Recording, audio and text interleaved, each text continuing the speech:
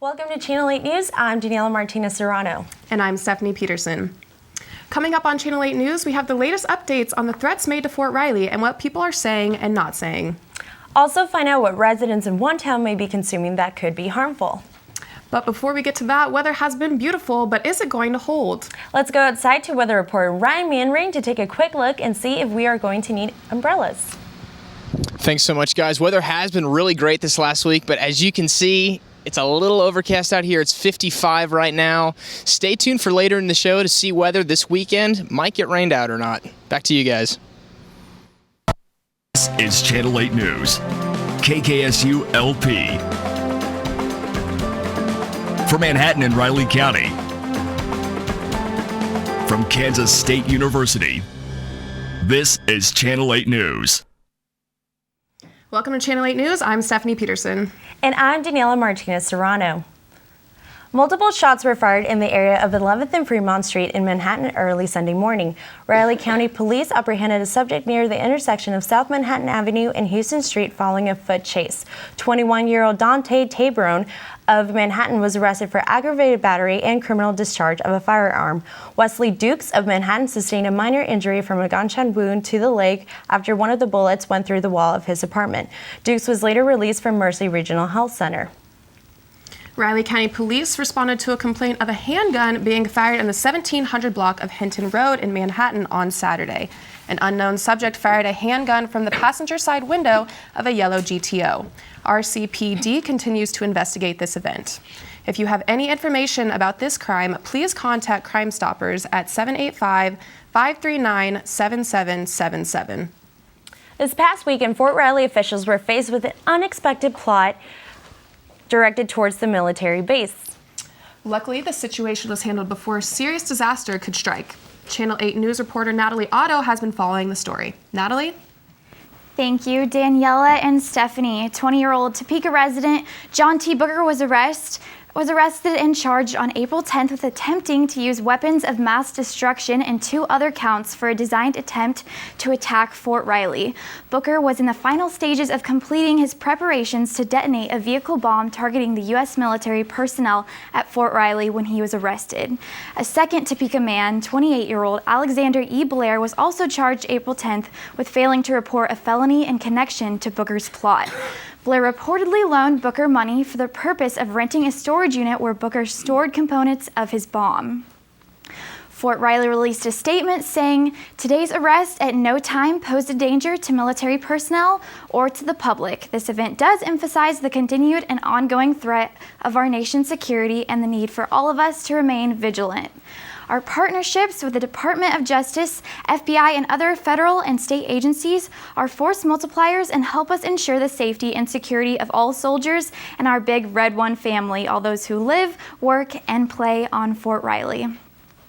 The Fort Riley base is home to over 15,000 military persons and almost 20,000 of their family members living in the area.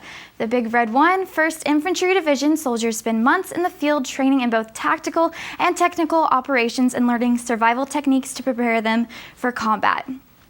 If Booker is convicted, he could face life in prison. We will be following the story back to you, Daniela and Stephanie. Although the perpetrators say the attempted suicide bombing at Fort Riley was in the name of Islam, extremist groups do not represent all Muslims. That's right. Channel 8 News reporter Anthony Williams visited a local mosque to hear the Islamic side of the story. Anthony, what are they saying? I talked with 20-year-old K-State student Ahmad Al-Najjar about how recent worldwide events have changed the perception of Muslims here in Manhattan. Al-Najjar says ISIS is creating an uncomfortable life for peaceful Muslims. They're not Muslim.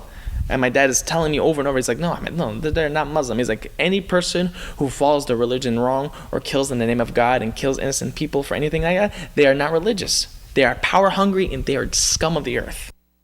Those are very strong words from normally peaceful Muslims. Al-Najjar is also a comedian here in Manhattan and will be showing you how he educates people about his culture using comedy next week. In other religious-related news, there's a new bill in the state of Kansas that could affect how religious groups on campus operate. Senate Bill 175 would make sure that faith-based organizations could get rid of any members who do not follow the religion's sincerely held beliefs. While his organization welcomes all types of people, Pastor Kevin Clark does believe religious groups should have the freedom to dictate who joins. So I think that a religious organization should be free to say these are our beliefs, and this is what you need to believe in if you want to be a member of our organization. The Kansas law follows the removal of a campus group last month in California for its policies regarding leadership. I do think it's important for the university to be able to say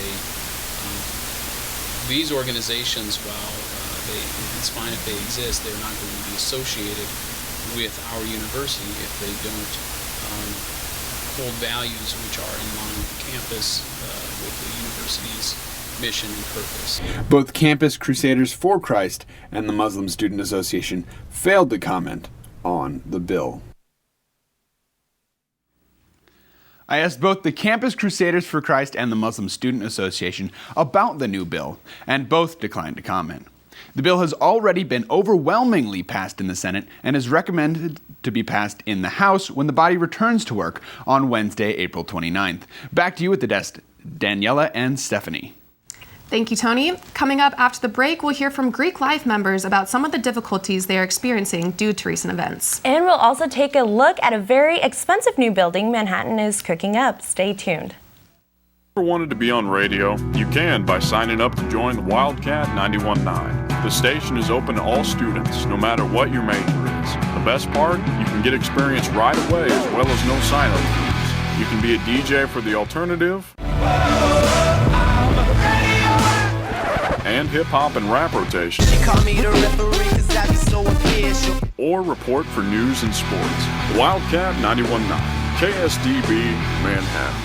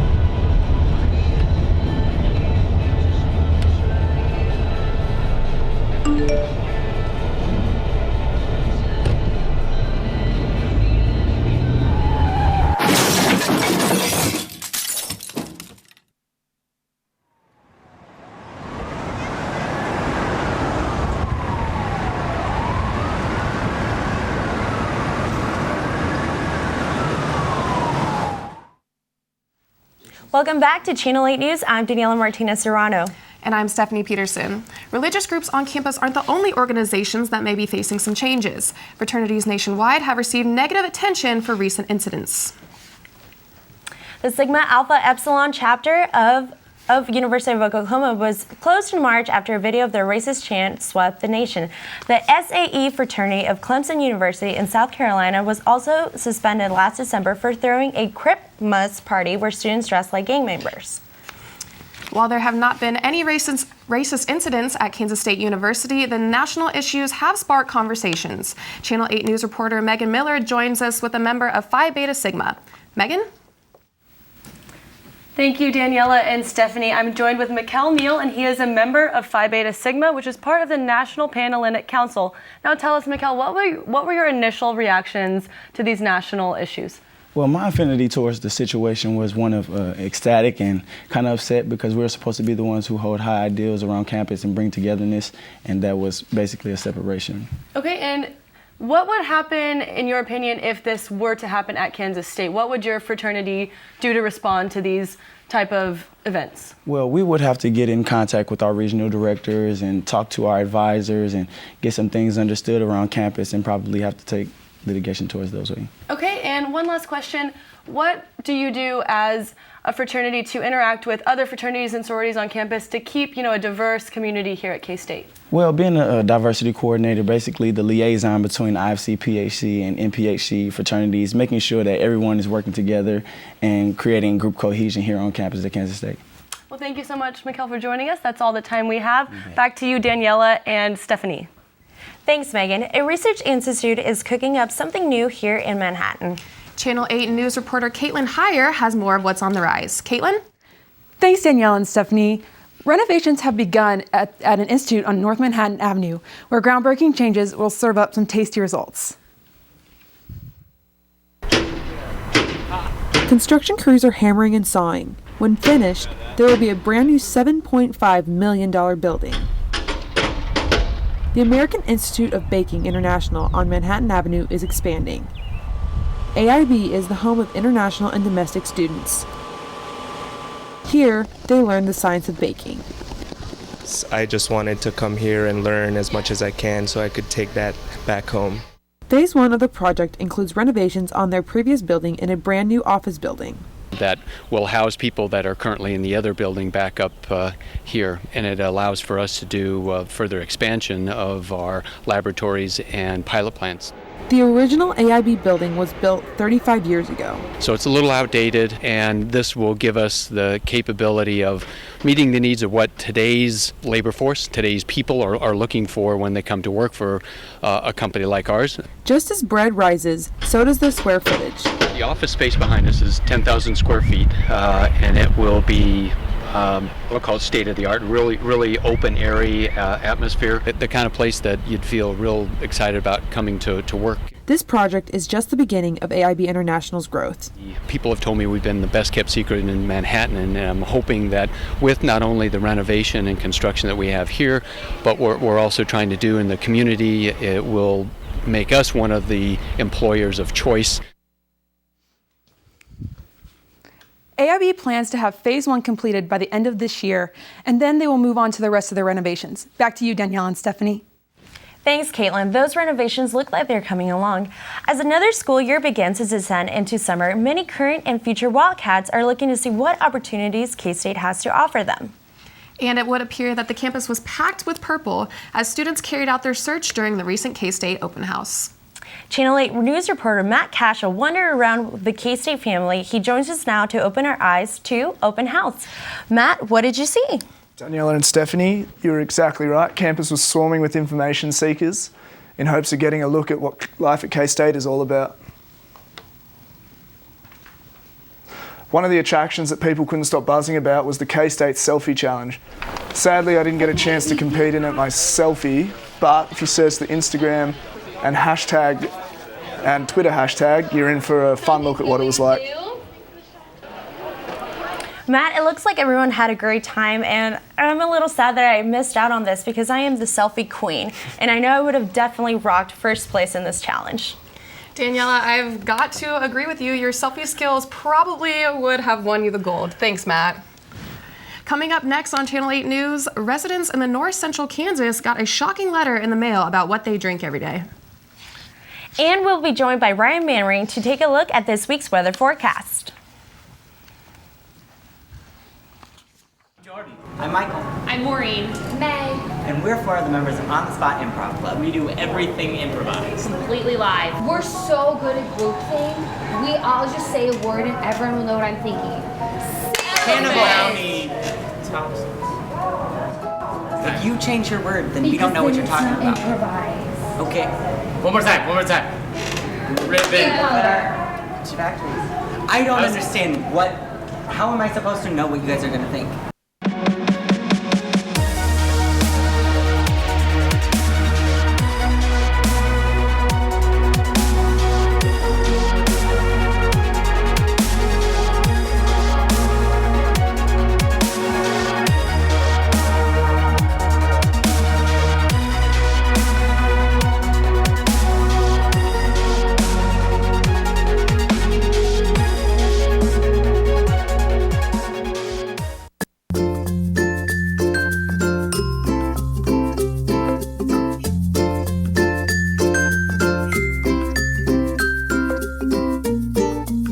Benefits for volunteering for the younger kids, for the middle school kids especially, I think it's really just fun and it's experience with animals that you don't get all the time.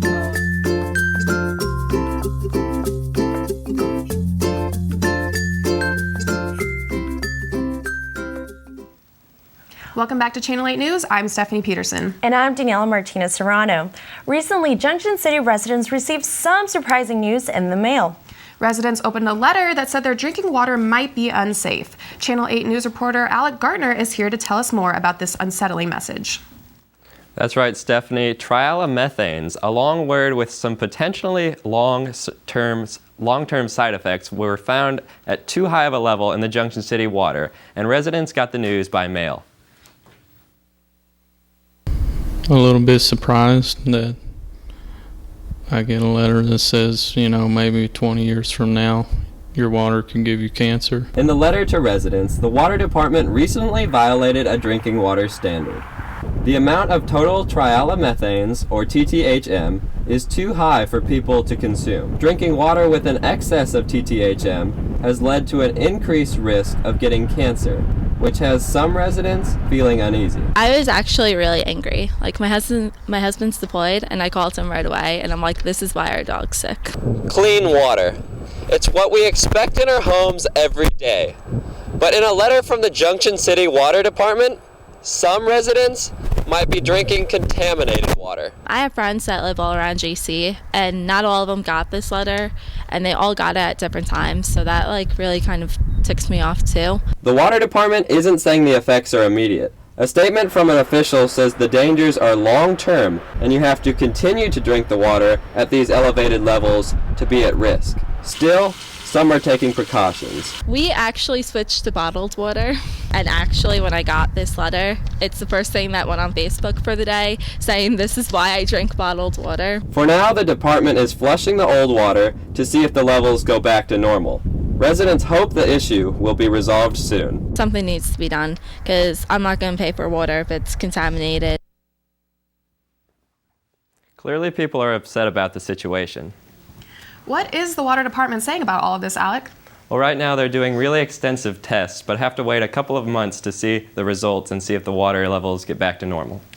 Yikes. Well, thanks for keeping us updated, Alec, and hopefully we'll get new information as things develop. Now, weather reporter Ryan Manring is in the studio with us. Ryan, what's the weather looking like outside today? Yeah, definitely. Yeah, well, the weather outside today is not too bad. It's a little cloudy outside, but first let's take a look at the national weather map. Up here in the Pacific Northwest, we're looking a little cooler with 58 degrees. Yeah, move down here into San Diego at 76. Up here at Fargo, 75. Colorado, 57. Albuquerque, 73.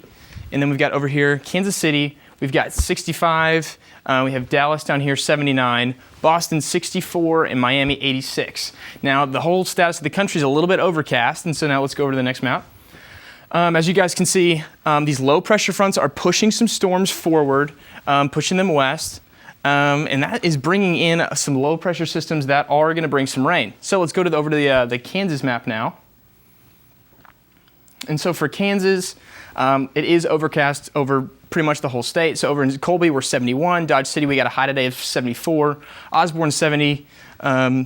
Great Bend, 71. Manhattan, 67 right now. It's closer to 60. But let's take a look at the 5-day forecast for Manhattan. And so here today, we got a high of 67. And moving on into the weekend, unfortunately, Thursday, Friday, Saturday, we are looking at a lot of rain. So if you've got weekend plans, you might need to rethink going outside and maybe cancel going to the baseball game. Back to you guys. Thanks, Ryan. Maybe these April showers will bring more Mayflowers. Coming up on Channel 8 News, we'll take a look at what some are doing to help others. And not only has the Manhattan Airport expanded its terminal, it has also expanded its leadership, and we'll have a live interview with its director. Stay tuned. Non-traditional students are an important piece of K-State heritage. Some of these students are veterans returning back to civilian population after serving in our armed forces. This can be a troubling time for these veterans. Trying to adjust back to civilian life can be a hard obstacle to overcome. The Veterans Center at K-State helps these students with this transition. Through counseling and other means, these veterans can find the help they need for this transition at the K-State Veterans Center. The center is located on the ground floor of the Student Union just inside Salsaritas. Lovers, if you haven't heard, the Sunset Zoo's website is full of information on news, upcoming events, how to get involved, and much more. You can also stay up to date with the zoo by following along on social media sites like Twitter, Pinterest, and Facebook for even more content. and become a part of the Sunset community. So get online and check out sunsetzoo.com today. Ever wanted to be on radio? You can by signing up to join the Wildcat 91.9. The station is open to all students, no matter what your major is. The best part? You can get experience right away as well as no sign-up fees. You can be a DJ for the alternative and hip-hop and rap rotation. Or report for news and sports. The Wildcat 91.9, KSDB, Manhattan. Welcome back to Channel 8 News. I'm Daniela Martinez-Serrano. And I'm Stephanie Peterson. Manhattan Regional Airport is taking flight with a new director. Channel 8 News reporter Austin Barnes is in the newsroom with more. Austin, what can we expect? Thank you, Stephanie and Daniela. I'm joined now by Jesse Romo, the new director at Manhattan Regional Airport. Jesse, I want to thank you so much for joining us today. Thank you. Now, first and foremost, you have an extensive background in aviation. You recently led the KDOT Aviation Division out of Topeka. So could you tell us a little bit about what this new position is that you're going to be doing and what's going to be going into it? Sure. Right now, my current role, I have 138 public use airports around the state that I take care of. Now I finally get to call one home, and I'm happy that it is Manhattan Regional, because since 2009, there's been some tremendous progress made with commercial service, American coming in. Now you have phase 1 of the airport terminal developed. Next will be phase 2, some commercial development, general aviation. There's just a lot on the plate for Manhattan Regional, and I'm looking forward to the challenges there. Now, you mentioned the terminal development. So a lot of times when changes like this happen in public positions, community members often wonder if there's things they can expect to see changing. Are there any policies or procedures that travelers should expect to see change next time they're out at the airport? I think it's going to take a little bit of time for me to get familiar with all the policies and procedures before I start commenting on whether or not they're going to change. But I think that you can look forward to seeing a really nice terminal when you come in to fly Manhattan, and hopefully when those that are considering traveling, they consider flying Manhattan first. All right. Well, Jesse, that looks like that's all the time that we have for today. We want to thank you for joining us. We look forward to seeing your success out at the airport. Thank you. Stephanie and Daniela, this plane is descending. Back over to you. Thanks, Austin. It looks like Roma will be a great addition to the ever-growing airport. Tulips aren't the only thing that spring has brought out in Wamego. That's right, Steph. People from all over the state towed to the start line to run for a unique cause. Channel 8 News reporter Amy Pond was there when the gun went off. Amy? Thanks, Daniela. More than 130 people registered for this race, and they were ready to run.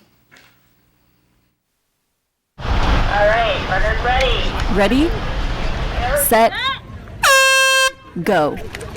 Wamego's 5th annual Running for Others. I think a 5K is a really great way to raise money and just like raise awareness for causes like this. The runners are here not only to run for themselves, but to run for others. All of the money raised is split between the Hare and the Garver families. Today we are benefiting Cadence Hare from Rossville and Zoe Garver from St. George, both to help with their medical expenses. The families of Cadence and Zoe were surprised to see a crowd of people ready to run for their children. It's kind of overwhelming. We're not originally from Kansas, so we don't have a lot of family here, so just to have this kind of a turnout for us, it means a lot that other people just care this much about other people. So. You know, you can expect what the medical expenses are, plus we have to travel to Kansas City and Topeka quite often, so helping with that. And so it's just one less thing a single mom has to worry about. People small and tall came to run. Thank you. Have fun. We have kids run the 5Ks with moms and dads. We have grandmas and grandpas pulling strollers and pushing wagons, and it's just really a lot of fun. And I just think it's really awesome that they're doing it in this way and getting people out here to like support it. There was a great turnout for the race. $4,000 total was raised for the families, and they were so thankful to everyone who came. Back to you, Danielle and Stephanie. Sounds like a great event. Thanks, Amy. Now let's run over to Bill Snyder Family Stadium, where Channel 8 News reporter Cody Eastern has more with sports. Why are you out there this morning, Cody? Friday night series opener, the Cats came out swinging, going through the whole rotation in the first inning, while bringing home 7 runs. The Cats would bring in 7 more runs for the 14-4 win. Saturday's game, TCU came out and showed us why they were the number 3 team in the nation. The Horned Frogs pitcher Preston Morrison threw the complete game shutout, only allowing 6 Wildcats to get on base. Behind Morrison's effort, TCU was able to tie the series with a 9-0 win. In the series finale, pitching was a key once again, but this time Kansas State's Levi Mavoris threw 7 innings while retiring 10 batters in a row.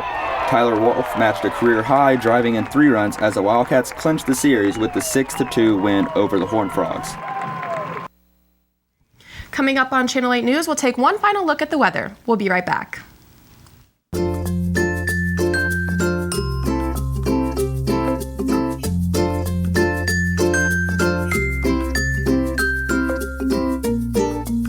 Benefits for volunteering for the younger kids, for the middle school kids especially, I think it's really just fun and it's experience with animals that you don't get all the time.